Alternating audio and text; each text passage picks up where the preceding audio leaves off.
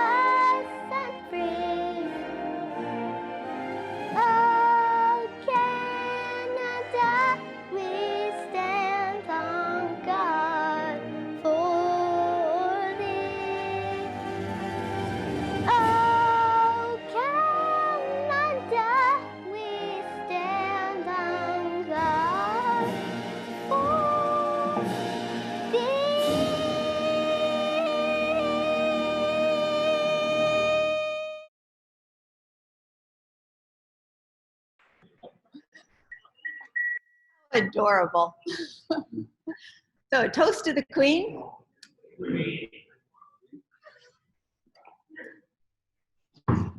And she is Aria. That is Al Mallory's little one. And that is the video that's been put together that's going to be going off to be part of the district conference. So pretty exciting stuff. And yeah, she's just adorable. You can't help but smile with going through that one. So, introduction of guests. We'll start with Zoomers. Sorry. Zoomers. Deb, Doug Jernigan. My guest today is Tanya Sari.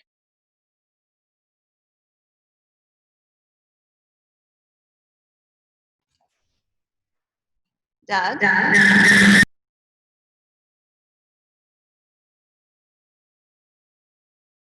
Okay. President Deb, my guest today is Tanya Sari.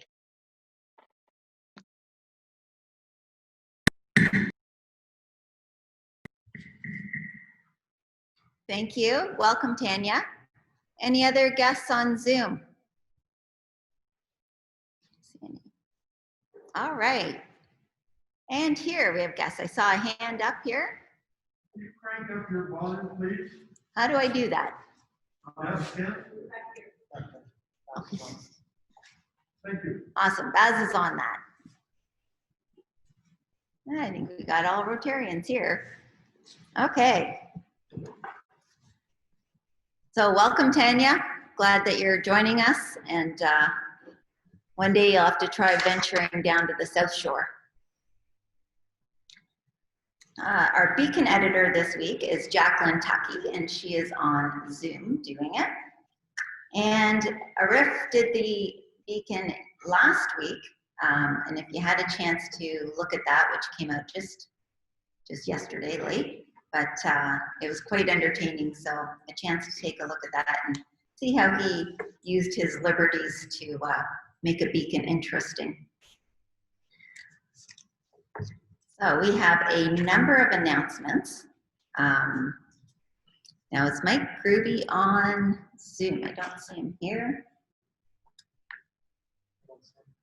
John Laking. Is Katie or Jenny here? Someone for the Halloween?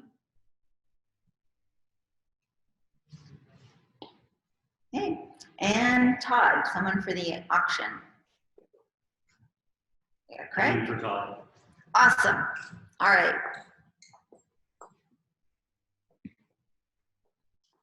President Deb, Rotary members, Zoomers, it's good to see you. Festival of Trees, lights, whatever we call it. We're active putting the lights up. We've had 2 or 3 crews out so far.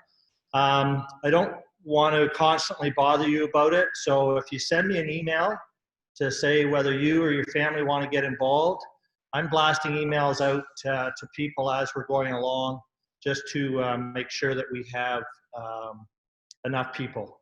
Unfortunately, with the day and age, having 17 or 18 people out at the park isn't really cutting it. So we've been trying to do it with anywhere from about 9 to 12 each shift. So send me an email. I'll get you on my list. I'll send it out. If you can make it, great. If you can't, don't worry, because there's lots of time to do it. The first week of November will be our biggest install, when we're doing all the big signs, all the advertising signs. So that's when we'll need the big gist of help. But we're going along well so far, so I think it's all good. President Deb, thank you.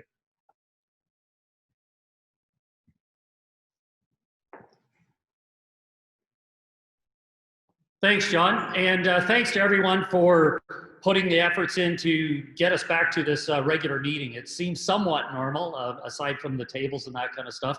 But because of that, we're actually able to continue forward with our intention of having an online pre-auction meeting. So that's going to be next Thursday evening, not during the day. So there's no meeting next Thursday during the day.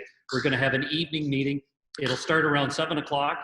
And Todd Armstrong and myself are going to organize a mini online auction and then introduce you into the online auction that'll happen the following week. And just look for your emails to get some updated information. Thank you.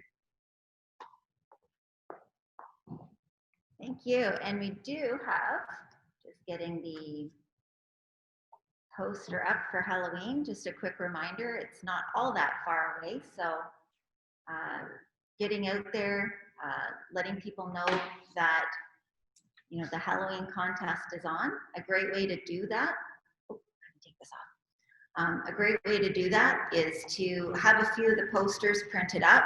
And as you're driving around, if you happen to see somebody's yard, you know, really decorated nice or things there, just to drop the flyer off on their doorstep. You don't have to knock, you don't have to call, nothing like that, but just drop it off and they'll see it. So a great way to support it and still be COVID friendly. And we have auction Jenny Halloween book project. We're good. And at this point, I will call up Dave Tisch to talk about foundation.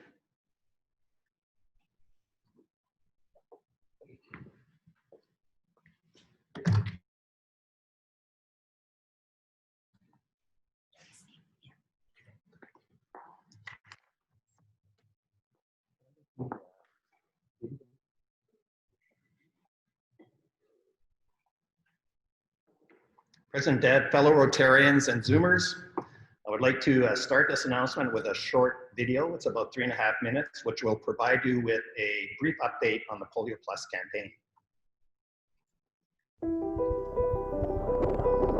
For each of us,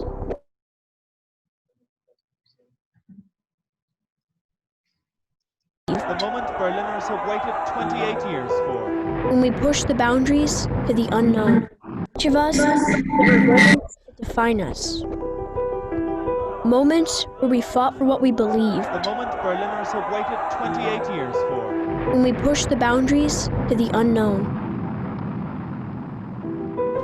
Moments that remind us of a past we cannot accept, and that create within us the desire to take a stand and do something.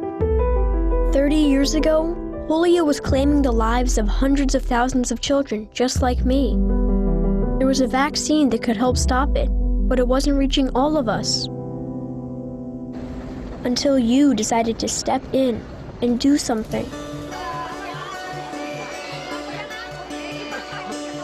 You decided to find a way to reach us all, no matter where in the world we might be. It all started with one small project, and 6 million children were saved from polio forever.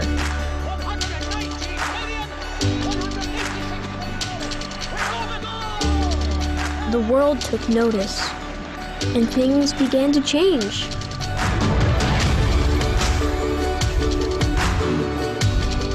On streets, on trains, planes, boats and bicycles, over deserts and rivers, mountains and valleys, through jungles and war zones, you never stopped.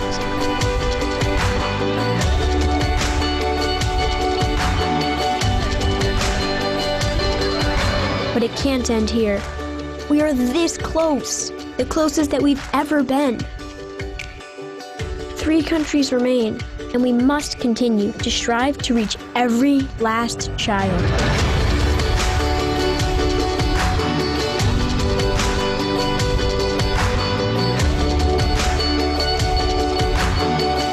Because every life truly does matter. And together, you have proved that when you put service above self, the world can be a much better place. Since 1985, Rotary has been the foundation on which the polio eradication program is built. Last year, we saw just 37 cases, the lowest number in history. Thanks to your efforts, more than 16 million people are walking today who would otherwise have been paralyzed. Thanks to your vision, humanity is on the verge of one of the greatest public health achievements in history. While our work is not yet done, the remarkable dream that you had 3 decades ago to tackle one of the world's greatest public health challenges, the end of polio, is nearly a reality. Thanks to you, we truly are this close to ending polio. Thanks to you, we are truly this close to ending polio.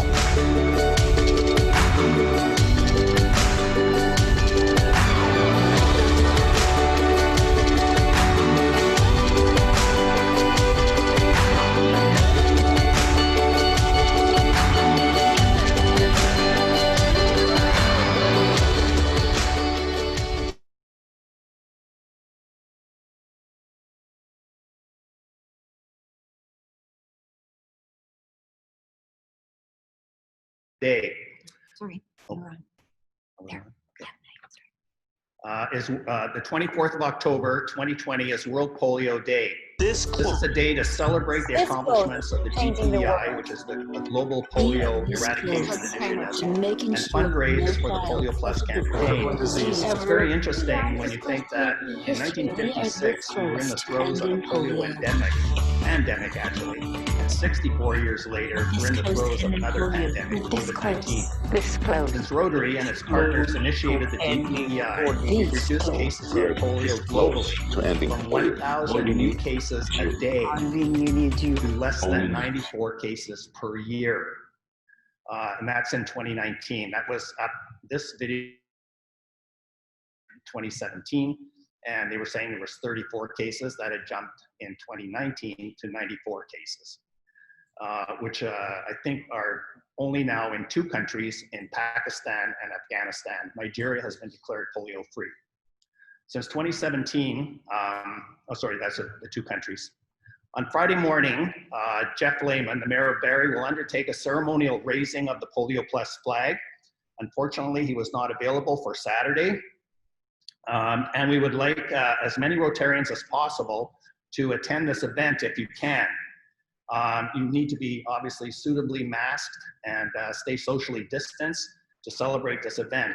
It will take place at 10 o'clock at the City Hall. And I wouldn't expect it to last much longer than about a half an hour to 45 minutes if all goes according to plan. On Saturday, the 24th of October, 2020, Rotary International will be hosting a World Polio Day global update.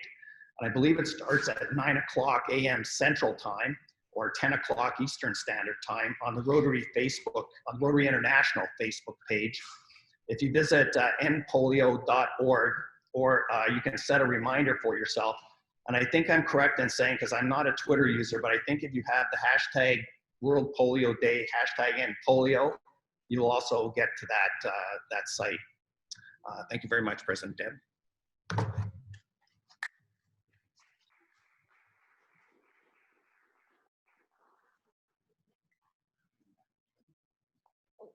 Okay.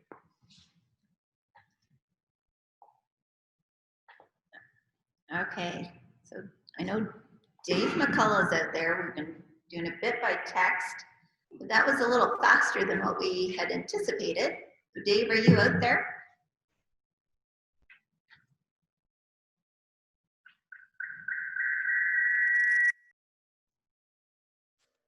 Calling for me?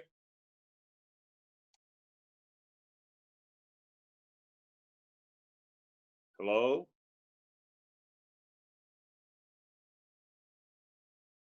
Okay. So just a quick update, if I may, on the Rotary Club of Erie Charitable Foundation. 2 short weeks ago, we made a presentation with the initiative to help raise some funds. So I am pleased to announce of the $21,400 goal on behalf of the club, we're currently at $9,700 in 2 short weeks. So we're at 45% of our goal already. So that 9,700 has turned into 19,400 already. So thank you to those members that have already made a commitment, and please consider giving to the Rotary Club of Erie Charitable Foundation with our initiative. And if you have any questions, please don't hesitate to reach out to Arlette or myself. Thank you, President Deb. Thank you, Past President Dave. Appreciate that. And sorry for the really last minute notice. Oh, birthdays and anniversaries. Yeah. We have Brenda Clark, October 23rd. Our very own Peter Dean. I know he is online there. I can see him. October 24th. And Michael LeCollier, which don't know if he's on there. Anniversaries, Mike Goubet, 22 years on October 24th. And Cyrus Huang? Okay, want to make sure I got that right. 11 years, October 28th. And for date joined Rotary, we have Mark Adams. Don't see him. He's not online. 12 years. Kevin Shanks, 12 years. They were both on October 23rd. Arif Khan, 1 year on the 24th. And Dave Thompson, 2 years, October 25th. So we have our birthday song.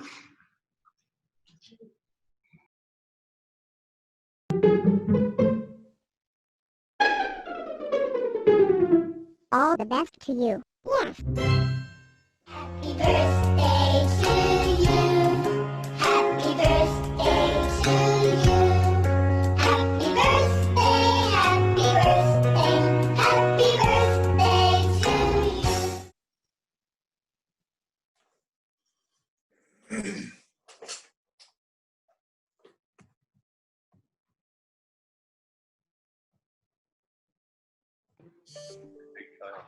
Okay, and Peter, I know you're out there. You do get your birthday certificate. And again, supporting polio. So a contribution of polio vaccinations in your name has been made for your birthday. So enjoy your birthday.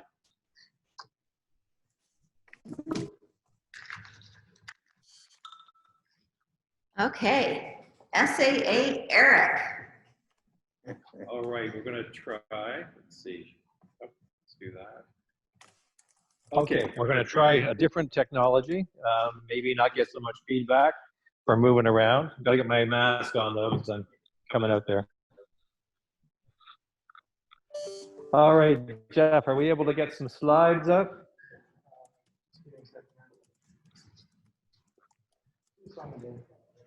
And we don't get And we don't get too much opportunity for back and forth, particularly with Zoom. But, we'll see what kind of banter we can move with. Yeah, just a little bit of a heads up for Zoomers and for here.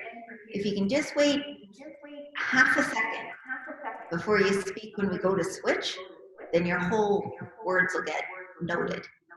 That's right. That's right. Unmute and then take a break. Sergeant at Arms, Todd Armstrong came in late. He was supposed to make an announcement. Oh, you know what? I'll go get the sunshine buckets out so that it's easier for you. Sergeant at Arms, turn your camera around. Oh. What you? We'll do that. Sorry? We could do that. That could be challenging. There we go. So that's showing us our lab. All right, let me just try this. Okay, so we're going to get the buckets out so that you've got some opportunities to make goodwill donations. You're right off. I'm right off now. There you go. Okay. So here's the room. You can take a look at that. How are we doing with screen sharing, Jeff? Yeah. All right, let's go up to the first baby pick. So Sue Croft, I saw, was on the line. We did have this announcement a while back. And so this is grandbaby Aria Ella.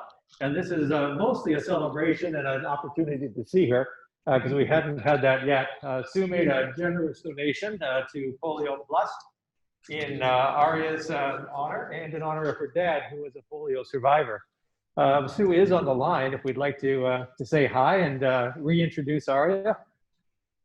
Can we bring Sue on?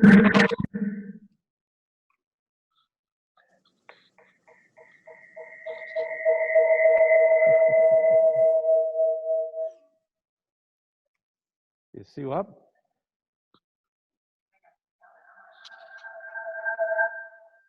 Sue, are you able to unmute and tell us anything about Aria?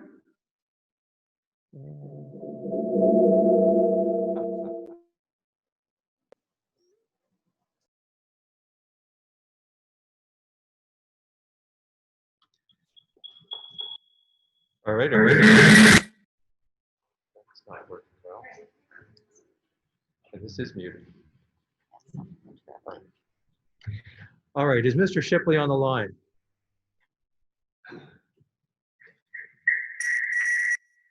Not so much easy.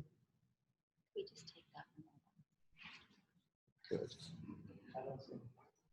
Oh, okay, he was on earlier. Oh, he was just a drive-by, was he? All right, so on that one. Yeah, I think with that, since he's hiding, we double fine. Yes, I could be doing it.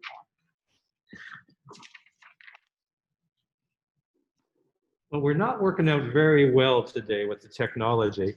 Let's go back to slides then, and I'll see if we can just focus on the folks that are most available to us. Skip that one. This was just a happy coincidence. Ian, when you were doing one of your updates recently, I happened to catch a quick slide shot, a screenshot of you by happenstance, giving us the polio this close, just in time for polio month. So just that, remember that we're that close to polio day, and if you do want to get a polio gift in, now's the time to do it, and I'm sure Dave Tisch can help you manage that. All right, but you know, Ian, feel free to just toss a few bucks in the bin for that beautiful shot. Dr. Ken Baxter, I saw that he was on the line today, and so let's put that put the slide back up for a second there. I've just been really impressed. I've been seeing Ken out to so many of these Zoom meetings, and it's so great to see him there. He always seems to be having a nice lunch while he's on the call. And so I went looking on online and found this nice shot from almost exactly a year ago with Ken presenting a check on behalf of the club. So I just wanted to do a quick shout out to Ken. He's coming up within the next 2 weeks on 49 years of Rotarian. So this is just a shout out. I'm not sure if Ken is online and whether it's possible to get to have his voice join us. Thank you very much, SAA Eric and President Deb. I appreciate the acknowledgement very much. I can hear you, Ken. I think it's problems in there, and I think they're muted Oh. again. I got some. Oh, good, good. Okay. Yeah, you're gonna, okay, come up here so then Zoomers can, okay. I know, okay, so showing up Can you- late.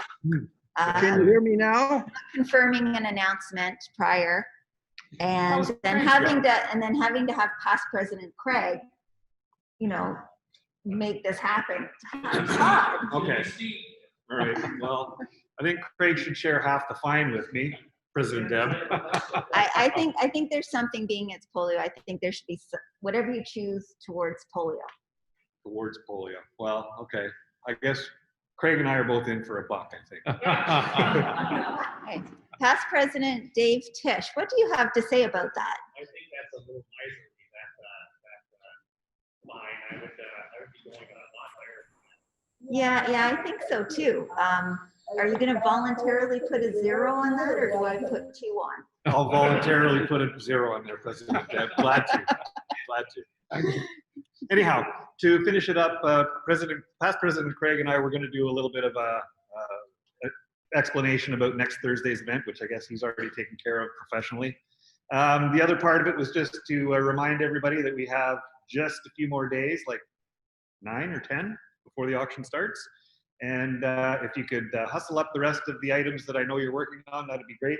We're up to 145 now, which is way light, but this is 2020. I still think we're an awesome club with some very dynamic, energetic people.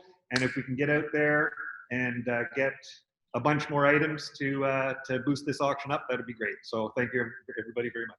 What kind of items would be good to get now? Thank you for that, because in addition to the traditional stuff, this year we're going to also offer up some fresh home baked things.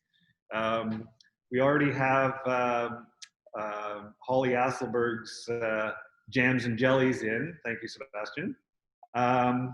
President Deb has been talking about throwing in some of her phenomenal baked goods.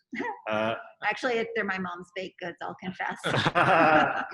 Either way, I mean, those kind of things are not typically what we've sold in the past. And this year, I mean, lots of people are doing baking. Lots of people have become professional bakers through the pandemic. So we can take advantage of that. If you have baked goods, homemade stuff you want to contribute to the auction, that's very welcome as well.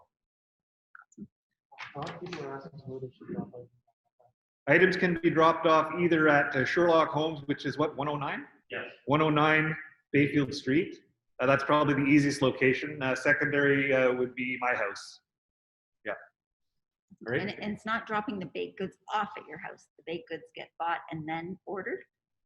Correct. The baked goods, we already had a very generous donation for delivery service from Earl Graham. So we can arrange the delivery of the baked goods the day after the auction, a couple days after the auction. Baked goods come to 109 days. Okay, you done? That's great. One more. Thank you.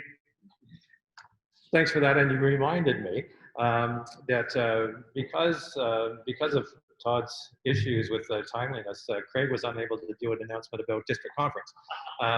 So past President Craig asked me to do this one. So district conference is still coming up. It's a virtual format district conference, Zoom format. It's coming up November 7th and 8th, so pretty early in just a couple of weeks away. The registration is free, but they do prefer that you register online, so they can send you the links. And they've got a great lineup of speakers. So please take a look at your emails. Bill Hagborg sent out an update on district conference for Lynn Chance here, and it's definitely worth taking a look at. Alrighty? Thanks, President Deb. Thank you, SAA Eric.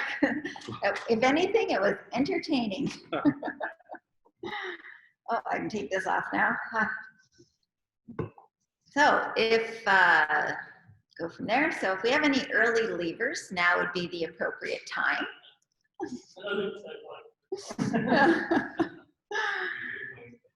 And for the Zoomers, I don't know if you can hear, there is a bit of heckling and, comments going on here. So probably the best way is, if you're comfortable, come on down to the South Shore next week and participate. This is awesome.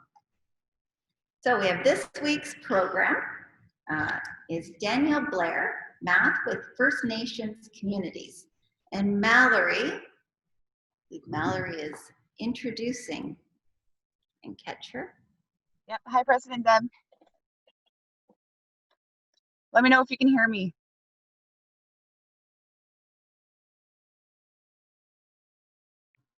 Yep. Yep. Okay. President Deb, fellow Rotarians, it's my pleasure to introduce Danielle today. She's done a lot of work with the Ministry of Education and math in the First Nations communities all across Ontario. So welcome, Danielle, and excited to hear you talk today. It's been a little while. So welcome, and I'll pass it on to you. Okay, thank you. Hopefully, again, just double check everybody can hear me okay? Okay, so I have a little bit of a presentation and a video. When Mallory asked me to speak, I am very passionate about the work that our teams across the province do, and sometimes speaking for 15 minutes seems almost impossible when you look at the scope of the work and the incredible. I just want to emphasize that I may be speaking currently here today to you about the work, but the work is collaborative and a team effort of educators, First Nations, Métis, community partners across the province, artists and students, and it's all our collective thinking that you're going to see reflective within the work. So I'm going to try and share my screen. If it works here, you're going to have to let me know. I just pressed share screen and I don't see anything coming up. Oh, now co-host, so let me try and share screen again. I'm going to go desktop. Share. Okay. Hopefully you can see that, and now I'll just get my presentation up. Let me know if you have any issues. Okay, so the project that we're involved with, the main partner that I started the research and work with is Dr. Ruth Beattie, and she's affiliated with Lakehead University out of Aurelia. And 10 years ago, we were introduced to each other because it was thought that we had common interests and common work, and from that it exploded across the province. We work with First Nations Métis community partners, and the project, if I can get into it here, if we look at the overview, it's a long-term project and it's multi-sites. So the best way to describe it is we have sites, Thunder Bay, Manitoulin Island, Simcoe County, Pikwakanagan and Eganville, many different locations, and we work with local communities and local knowledge, but all of those teams are part of the larger project of Math Voices, and coming together and understanding and looking at Indigenous knowledge and Western mathematical ways of knowing and thinking. As we know in school, our school system and our mathematics is a representation or a reflection of 15th century Eurocentric thinking. And Indigenous knowledge is not reflected within the classrooms or within the typical learning environments. And for us, we think of education, you often think about trying to infuse Indigenous knowledge and culture into classrooms. And that's a very pigeonholed kind of thinking where you try and say, well, let's have a day of celebration or a day of learning or learning in one particular subject area about something very specific. What we think is that within any cultures, but within Indigenous cultures, learning and knowledge exists within that culture, and you need to learn through that culture rather than just about that culture. And so what we do is we partner with First Nations communities, because we believe communities have the knowledge and the strength to think about.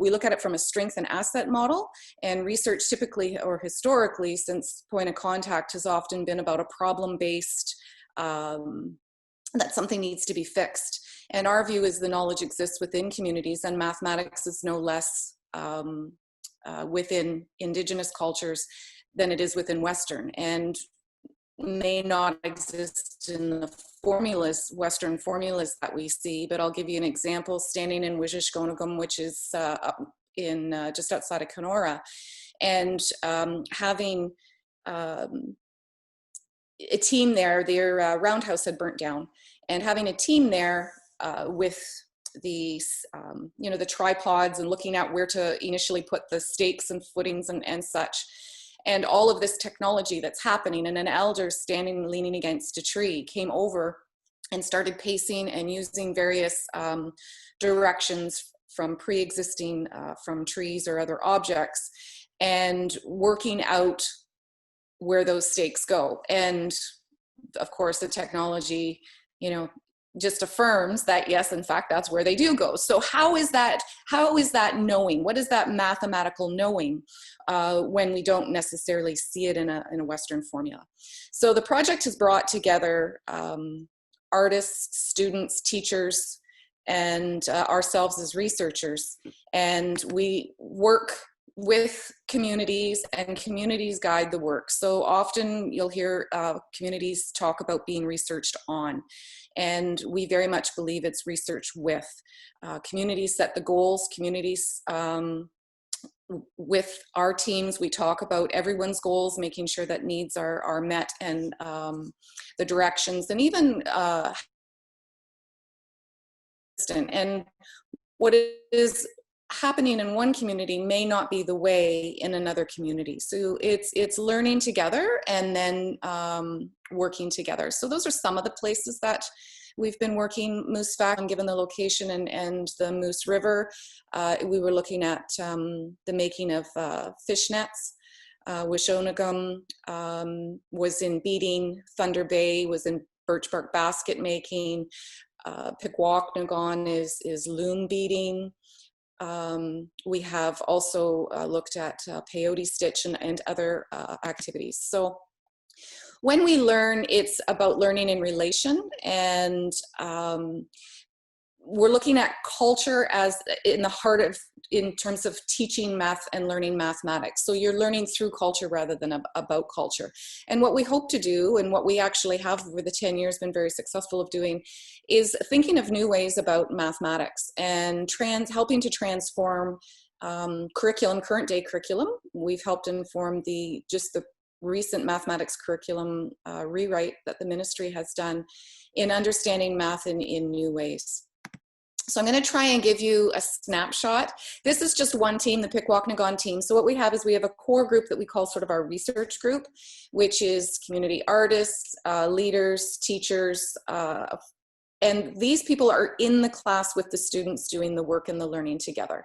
But we also have a nesting effect where our advisors we have a broader, so that group will start in consultation with community members. And we cycle back to those community advisors constantly throughout the projects for guidance and oversight to ensure that we're following the community's direction rather than as a separate team getting off and going after our own goals. We always want to make sure that the project is cared for and oversight always remains with the specific community that we're working with. This is very different look. You're talking about Thunder Bay. I just wanted to give those two slides. Pikwakanagan's advisory team is small. It's a very small community. When you talk about Thunder Bay in an urban context, how do you define community? Because yes, you have local community within sort of that Thunder Bay city proximity, but you have First Nations, Inuit, Métis from all over Canada, all over Turtle Island. So what does that look like when you define about guidance from communities? So that's just one slide of probably 3 slides that indicate some of the representation of community that come together. So what we do within our work, and I've got to watch time here. I'm already it's about 1 o'clock. So, oh, I started early. Okay.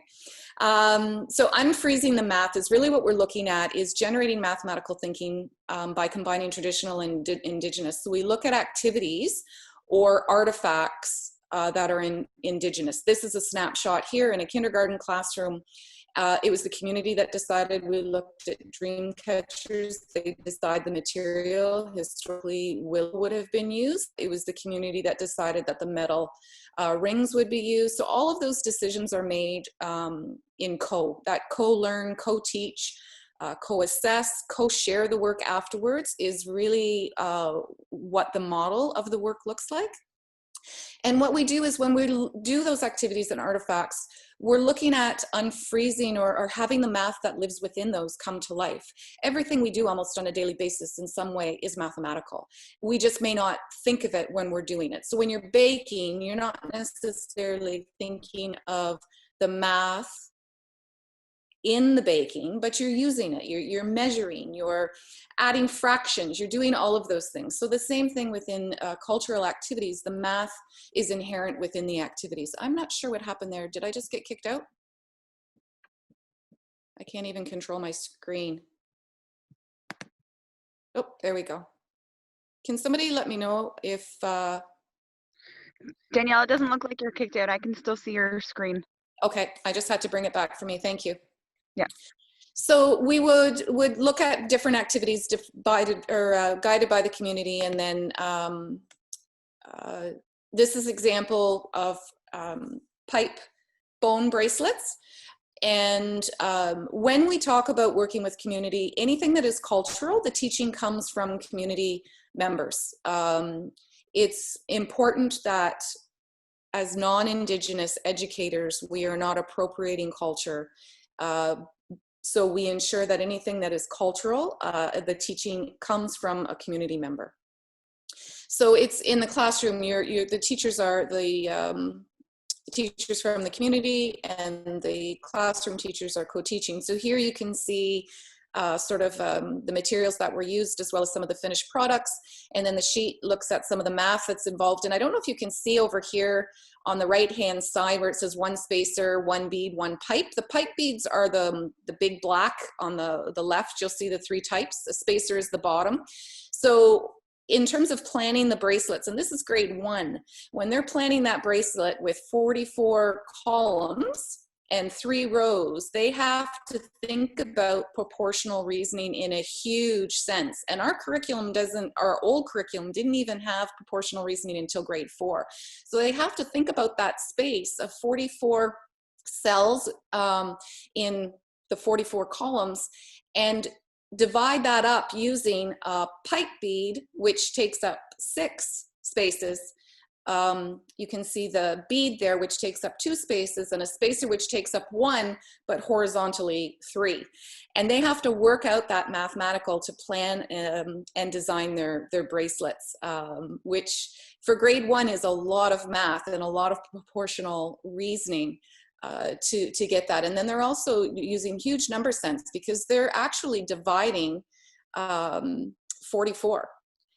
In the space of that choker. So that's quite a feat for grade 1s. And that's one of the things that we get excited about. The mathematics we're seeing kids do is often far beyond, because they're engaged with something that is meaningful. So some of the kindergarten, there's just a snapshot of some of the math that the students are learning about patterning and estimating and having and doubling, and some of the geometric learning that's happening within dream catchers. Peyote stitch, which is incredibly, I find difficult, but learning the context or in context allows students to think about the mathematical relationships embedded in activities. So between Looming, you'll see there on the left, that's Christina from Pikwakanagan First Nation. Between actually looming and then planning on the sheets that you saw, they have similar sheets that they think about their designs from the Harebone pipe bracelet, as well as they use like color tiles, and other activities. They're cycling through the concepts and different things. So they're thinking about it abstract, they're thinking about it in concrete as they actually create and design. And the depth of the learning and the connection to the learning for the kids is something that we're typically having a struggle when it's a paper pencil task. I'm just going to give a shout out. Mallory knows this was a lot of our work that we did. The kids, and it started with the grade 6s in Eganville. We actually have created an app that you can see down in the bottom left hand. They design on the screen. They're able to work and create their designs there. So they're actually even coding now. They've linked up with additional educators and are doing coding with the looming and planning of the designs across the province, which is huge in our curriculum, in our new curriculum now. This is just a picture of sort of the framework. When we work with communities, it's always about relationships. And that idea of reciprocity. So we always start with the consult phase, listening, learning from and with community partners. And in some communities, that's been 2 years before we ever get underway. There's just sharing and learning and trust building, and coming to an understanding of what and how we want to learn together. And then the other is circular, cyclical, but it's kind of a web. You go back and forth, but you do notice the co in all of it, and the sharing as well. A lot of our team, when we present, we try and always have a community member with us as much as possible. This is the whole idea. That I love this statement. If you read anything about reconciliation work in education, Marie Baptiste is a phenomenal writer, and Decolonizing Education is one book I would recommend, but it's nothing about us without us. And it just, in our system of education or in anything we do, a lot of decisions are made outside of including community partners. And if you do not, if decisions are being made and there's not voice at the table, it's been our opinion that no decision should be made at all. So the other idea of that reciprocity is, for us, is that it may be 5 years, 10 years down the road, but if a community partner asks us for something down the road, it's our responsibility to give back. So it goes both ways, not just the community is expected to give all this knowledge, all this time, all of the work. I spoke to cultural appropriation. So what I'm going to do very quickly is I'm going to ask, someone there has the video that I sent, and I'm going to let it speak, because instead of just listening to me, it captures the voice of some students, educators, and community members in the video, and it also gives you a really quick snapshot of the project and the work, and then I'll come back and talk about some of the key learnings that we've taken away from our joint collaborative work with our community partners. Do I need to stop sharing my screen for that video to be shared? I think Jeff has the video, right, Jeff?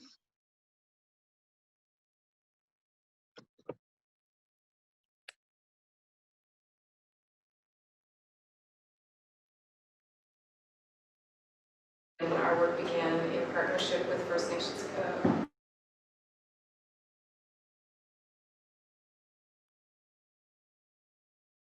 And with their guidance, understanding and revisioning and thinking about communities. First, honoring and learning from Indigenous knowledge within the communities. And with their guidance, understanding and revisioning and thinking about what could education look like if we dreamed something different for our children. It really is about bringing the community in and ensuring that they have a voice. It's not asking for input and then we go away and we decide something differently. It's that trust and the working together and the ability to problem solve together that really has allowed us to move forward. Like I said, when I went to school back in the late 50s and early 60s, when you're told that you're not good from when you're about 10 years old, that sticks in your mind. I've always gone into the dominant world, learn their stuff, learn it well. That's what that is. Go and do and be and do well in that system. But as I grew up, as I matured, and you know what I realized? I realized no one ever came to us. No one ever came and wondered about us and learned our ways.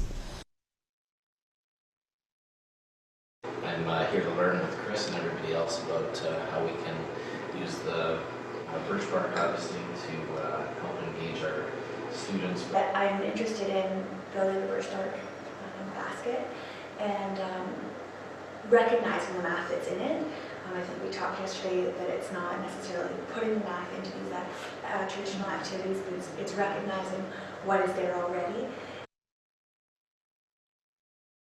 At this stage, there's a depth of stuff that they were just naturally doing. That one specific expectation says construct related lines, parallel, perpendicular, intersecting at 45 degrees, and using angle properties and a variety of tools. Example, paper folding. So it's like we wrote. It's like we just wrote that curriculum expectation. Quite accurate. That's crazy. That's totally what they're. Yeah. Like that's what Corbin was wrestling with. Nailed it. So we're going to look at it in both ways: the Anishinaabe way and the Western way of looking at things.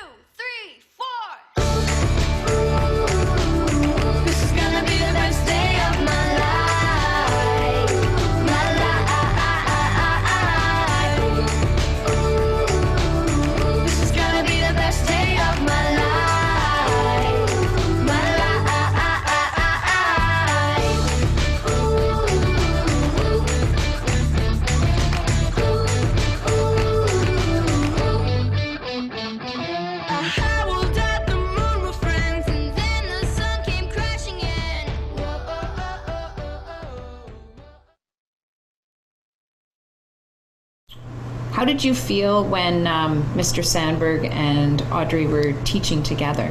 It was actually pretty funny because they had completely different outlooks on like math and ways to make it. Like it just made me feel comfortable being here, feeling like, you know, our culture is being heard, is being represented in a very respectful way.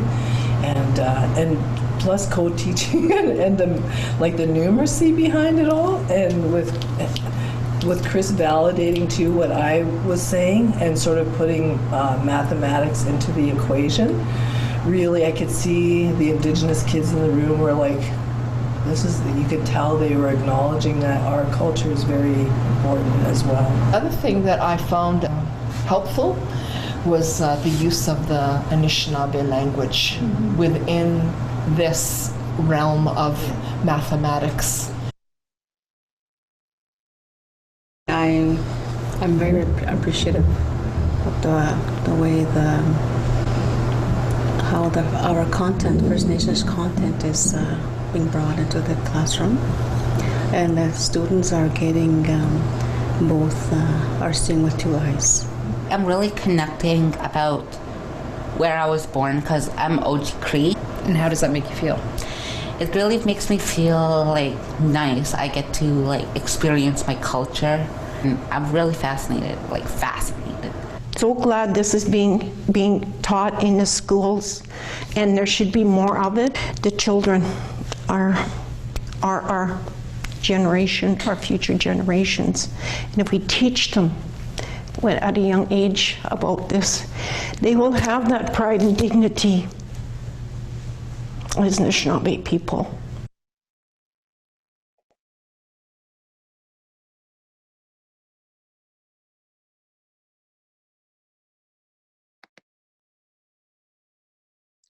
So I'm just watching the time. I'll just go back to my desktop here in the PowerPoint just to finish off. Can you see the desktop? So from the work, some of the importance is about revitalizing culture and learning through culture. So the culture is being taught, and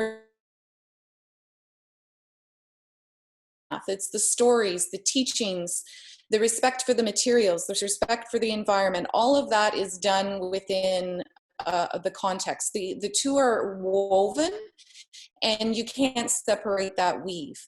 The language, community members came back, and that's been a big focus of bringing in the language to learn. The other thing is just helping students see themselves reflected in the classroom. When we had some of our community members come in and start taking teaching roles, and the materials, students commented and continue to comment about, I never knew I had teachers in my community. I didn't know we had that kind of knowledge in our community. I didn't know that our culture was as rich or as strong as other cultures. There's just so many statements about them, students seeing themselves reflected in the classroom and the instruction. And then that mathematical identity and cultural identity. And the one quick story I want to share is, if you look on the right, the two students that are there, the student on the left, Andrew, was a very, this was a grade 6-7 class, very mathematical. He was kind of, if you remember going to school, that one person in your class that you always thought, oh, he's the math genius, going to him for help. And Cassius was very quiet, never said anything, really didn't engage. I sat the first week of our project sitting on the floor. We maybe got on 3 rows of beads in the time of a week. And I thought, oh, when we come back, he's not going to have finished his project. Came back, it wasn't tidy and neat, but he did it. And he had, his teacher said he stayed in for recesses and persevered to get his bracelet done. This is 3 years later. You see the mathematical calculations on the left and Cassius's medallion that he made on the right. Sorry, just to interject, you're not screen sharing right now. Well, we're seeing. I'm not? No. Oh, okay. Let me go back here and see why it's not working. Sorry about that. I hit screen share. Oh, there we go. I see what I did wrong. Okay.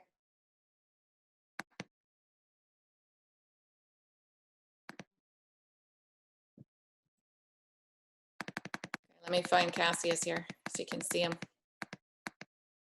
There we go. So the mathematics on the left, this is 3 years later, and the 2 boys were up in front of the class. The 2 of them were arguing about who was right as far as the mathematics. Cassius was using his medallion that you can see he created on the right-hand side, and Andrew was using calculations and numbers, and they were both arguing about the specific calculations for the total number of beads in the medallion and how you could calculate that without counting. And they were bang on, both of them. And it was so funny because all of a sudden Cassius stopped and he said, you know, Andrew, you are right. And this is where it is in my medallion. This is where he was linking the calculations to where you could find it in the medallions within the beads by how they had created an algebraic expression. And it was priceless because the respect for different 2 ways of sort of seeing and knowing the math was incredible, but just that cultural and mathematical identity that was being shared within the classroom is what really has motivated all of our teams to continue. The project's carried on and has changed whole school cultures. This is a school now that holds an annual powwow. The community, the first year they held it at the school, the next year they held it in the community, and now they bring schools in Renfrew from all over. I think the last count they had about 1,000 students attend the last powwow. It has just grown, but it's built on respect, relationships, responsibility, and reciprocity. Schools getting awards as a result of the work and just changing those relationships. Those are some of the other projects that and artists. And those teams are now running conferences and getting together and sharing resources across schools and boards and communities. So that's a really quick synopsis of some of the work. Miigwech.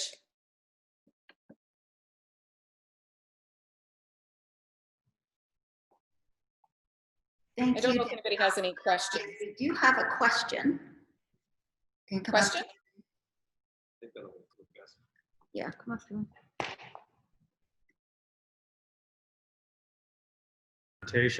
I got a couple of comments and a question. I love the focus on contextual learning within with examples and with materials that are common to the culture. And so this is not a question, but a comment. I have my eldest daughter certainly struggled in school and was set on becoming a nurse.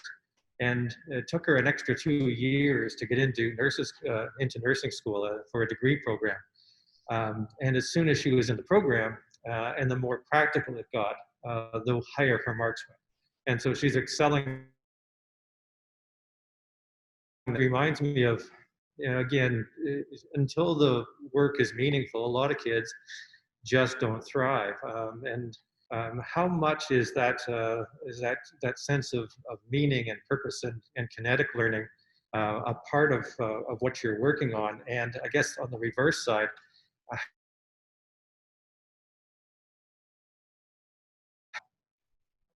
those are all in public schools across the province. They're in community schools. It's in public school. As Canadians, we've our team and our community partners an understanding about Indigenous history and culture and our own history from a different perspective. So all of these, Pikwakanagan, for example, is Eganville Public School. And within that classroom, there's only 20% that are First Nation students in that classroom. But that learning is by Indigenous and non-Indigenous students equally, in a sense of coming to understand and appreciate the culture that they've been linked to. I'll give you an example. Our kids were at the table. This was 2 years into the project, and one of our students were working, and I was there filming, and I overheard the students say, well, the boys to two of the girls that were trying to design their bracelet, and say, well, can we ask you, because the girl says, well, I'm going to choose these colors for my regalia that matches my regalia. And the boys kind of got up the nerve and said, can we ask you what's regalia? And they kind of laughed, and they told them what regalia was and when it was used for. And then the boys kind of got, oh, they answered us, and they kind of felt a little empowered. They said, can we ask you then, what is a powwow? Because the girls in it mentioned about dancing at powwow. And the girls started laughing and said, are you kidding? Like, we live a kilometer up the road and you've never come to our community for powwow? And the boys are like, you mean we can go there, we can. And there, so it's that that relearning our own history. And our teacher, Mike Fitz, started crying coming across the room. He heard it, and I had to take him in the hallway, and he said, because he's a very compassionate teacher, but he said, until I heard that conversation, I didn't know what conversations were missing. These kids have gone to school together, their parents went to school together, and they still don't know each other. So when we talk about bringing it into mainstream, it's in public schools, Catholic schools, French schools, and that it's growing, but it's done in partnership. It's not by non-Indigenous teachers telling or doing it. It's in partnership with a community artist or community member, and learning to find that co-teaching, co-learning model that they do it. So they might do it in a 2-week stint, and then the classroom continues and that person takes on a supporting role. So that's shaping about how does it become part of just our learning together.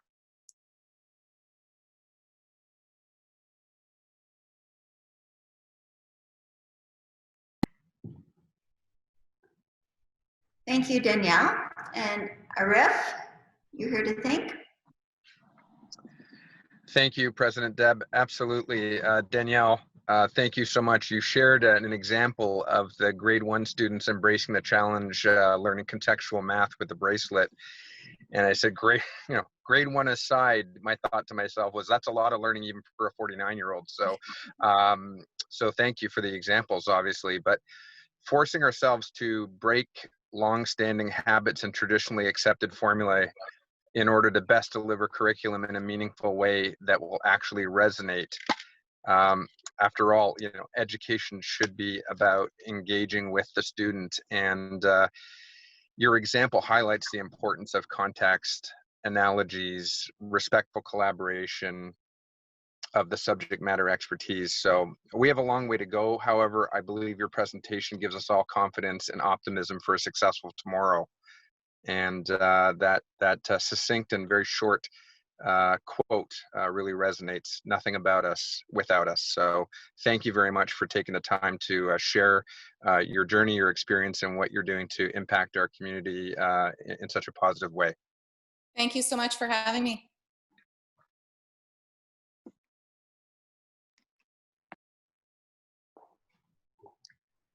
Thank you again.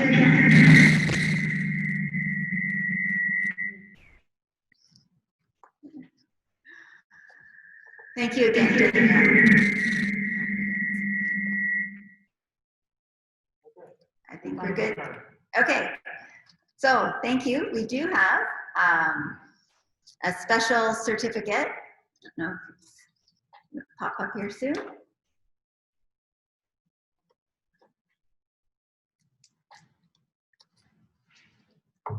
So thank you for being our guest today. As you've heard earlier, Rotary supports polio in a big way. And as our thank you to you, we have donated 10 Polio Plus vaccinations in your name, as well as Rotary's polio resource centers are helping to fight against COVID-19. And we've made a donation in your name towards that effort as well. So thank you again very much for taking the time and coming out and speaking with us. Very much. Okay.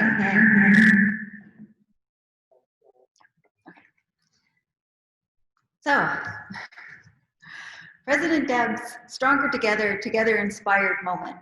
So it's on volunteering. So the scope and scale of Rotary volunteering. Rotarians volunteer at least 47 million hours per year. Rotary's 1.2 million members volunteered nearly 5.8 million hours over a 4-week period. So when you think of that and multiply it out for a whole year, it's pretty incredible. So the economic value of volunteer services provided by Rotary adds up to an estimated $850 million per year. Truly an amazing feat for our Rotary. So that's Stronger Together, Together Inspired moment. And we have nothing more for the good of Rotary. I declare this meeting adjourned, and thank you so much for your patience.